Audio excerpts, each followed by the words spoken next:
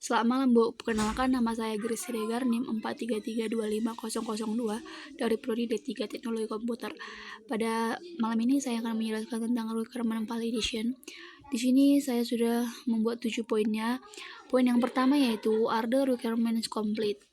Kebutuhan yang saya dapat itu fungsionalnya user dapat login.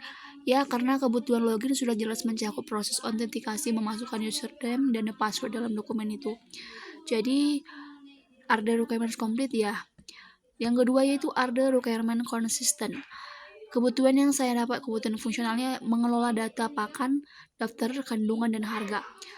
Ya, data pakan mencakup nutrisi dan harga memerlukan nutrisi, data master lain seperti jenis pakan dan jenis nutrisi kebutuhan fungsional lainnya sebagai referensi input. Ini menunjukkan hubungan yang saling mendukung dan bukan bertentangan.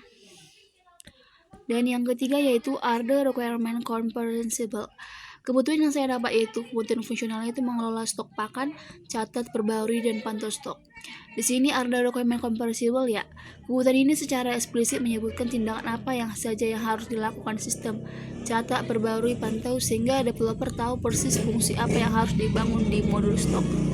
Yang keempat are the requirement ambigu. Kebutuhan yang saya dapat yaitu mengelola jadwal pakan harian.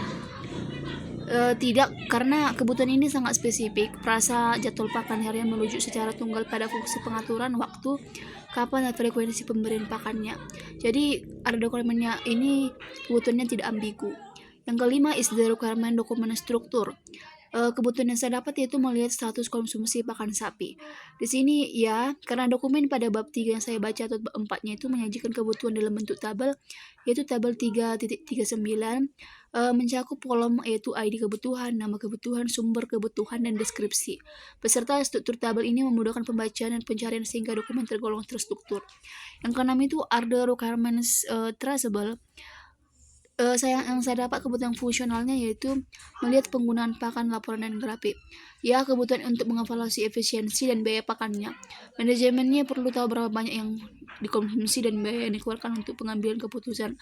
Yang ketujuh, does the requirement document as a whole and do individual requirements convert to the final standard. Melihat notifikasi jadwal dan stok ya. Di sini ya, karena kebutuhan ini individu ini melihat notifikasi menggunakan kata kerja aktif, melihat dan objek terukur notifikasi.